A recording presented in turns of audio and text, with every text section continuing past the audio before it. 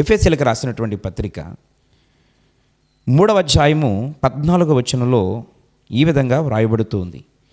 ఈ హేతువు చేత పరలోకమందును భూమి మీదను ఉన్న ప్రతి కుటుంబము ఏ తండ్రిని బట్టి కుటుంబమని పిలువబడుచున్నదో ఆ తండ్రి ఎదుట నేను మోకాళ్ళుని మీరు అంతరంగా పురుషుని యందు శక్తి కలిగి ఆయన ఆత్మ వలన బలపరచబడినట్లుగాను.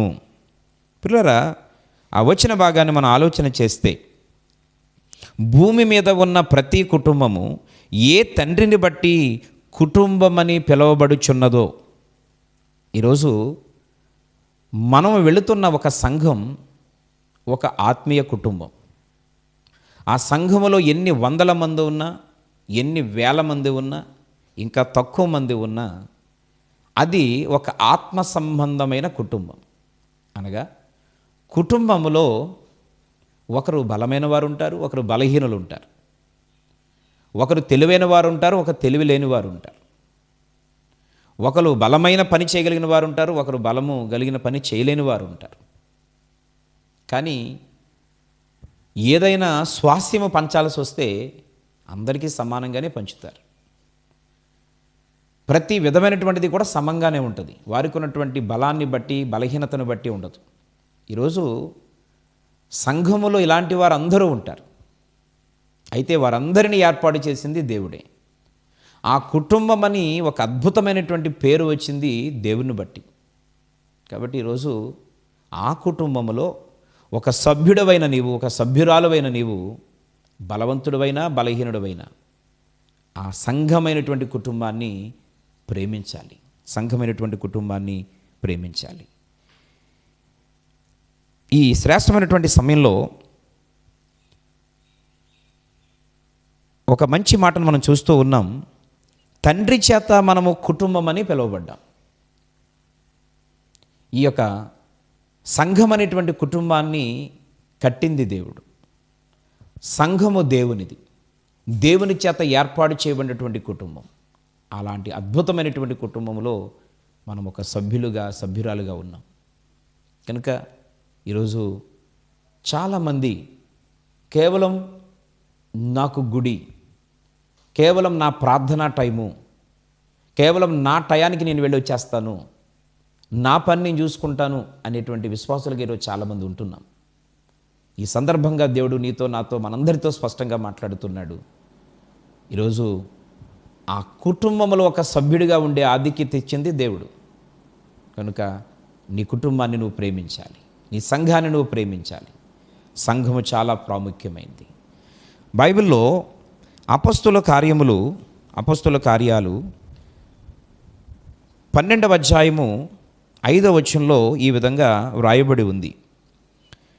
పేతురు చెరసాలలో ఉంచబడిను, సంఘమైతే అతని కొరకు అత్యాశక్తితో దేవునికి ప్రార్థన చేయుచుండెను. పిల్లరా, దైవజనటువంటి పేతురు చెరసాల్లో వేయబడ్డాడు. అయితే సంఘమైతే అత్యాశక్తితో ఆ దైవజనుడి యొక్క విడుదల కొరకు, దేవుని సేవకుని యొక్క రక్షణ కొరకు వారు ప్రార్థన చేస్తున్నారు. దేవా, వారికి ఆ శత్రువుల యొద్ద నుంచి రక్షణ కల్పించండి, చెరసాలలోంచి విడుదల కలగచేయండి అని సంఘమంతా అత్యాశక్తితో ప్రార్థన చేస్తున్నారు. ఆ తదుపరి వచనాల్లో మనము కార్యాన్ని గమనిస్తాం. పేతురు గారు ఆ యొక్క బంధాలు తెంపబడిన వాడై ఆ ప్రాకారంలోంచి బయటికి వచ్చి సంఘము దగ్గరికి వచ్చినట్లుగా మనం చూస్తాం. అంటే సంఘం యొక్క ప్రార్థన అంత గొప్పది. ఈరోజు ప్రియులారా, నీకు దేవుని సహాయం ఉండాలి, దైవజను యొక్క ప్రార్థనా సహాయం ఉండాలి. ఈరోజు మూడవది సంఘం యొక్క ప్రార్థనా సహాయం ఉండాలి. ఎందుకంటే దేవుడు అంటాడు, 2-3 నా నామములు ఎక్కడైతే కూడి ఉంటారో అక్కడ నేను ఉంటాను. సంఘము అత్యాశక్తితో ఏకకంఠంతో ఒక అంశం కొరకు, ఒక విశ్వాసి కొరకు, ఒక విశ్వాసి యొక్క బలహీనత కొరకు ప్రార్థన చేస్తే ఆ ప్రార్థన దేవునికి ధూపం వల్లే వెళుతుంది. కనుక ఒక వ్యక్తి కొరకు అంతమంది ప్రార్థన చేయట, ఆ వ్యక్తికి విడుదల కావాలని అంతమంది రికమెండేషన్ చేయట, సమాధానం వేగవంతంగా వచ్చే విధంగా ఆ ప్రార్థన ఎంతో నీకు సహాయపడుద్ది. కనుక ఈరోజు సంఘానికి దూరంగా ఉంటున్నావేమో,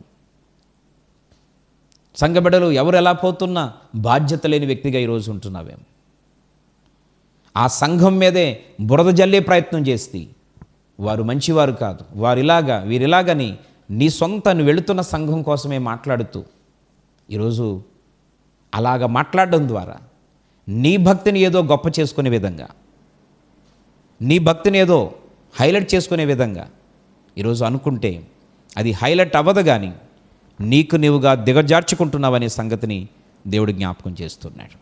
కనుక నీ కొరకు భారం కలిగి ప్రార్థించే సంఘాన్ని దయచేసి తక్కువగా మాట్లాడొద్దు.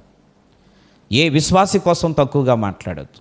ఒకవేళ వారు ఆత్మీయులుగా ఉంటూ ఒక కుటుంబం అనే సంఘములో ఉంటూ వారు ఒకవేళ చిన్న చిన్న పొరపాట్లు తెలుసో తెలియకో చేస్తే, ఇంట్లో ఒక తమ్ముడిని ఎలాగైతే నీవు కుటుంబం అనుకున్నప్పుడు ఆ తమ్ముడిని ఎలాగైతే నువ్వు దగ్గర కూర్చోబెట్టుకొని ఇది సరైన విధానం కాదు, అది మన కుటుంబానికి, మన తండ్రికి, నాన్నకు మనం చెడ్డ పేరు తెచ్చిన వాళ్ళం అవుతాం అని ఎలాగైతే ప్రేమగా చెప్తావో, ఒక చెల్లైతే, ఒక అన్నయ్య అయితే, ఒక తమ్ముడైతే, నీ సొంత వ్యక్తి అయితే ఏ విధంగా వారిని మంచి మార్గంలో నడిపించే విధంగా చేస్తావో.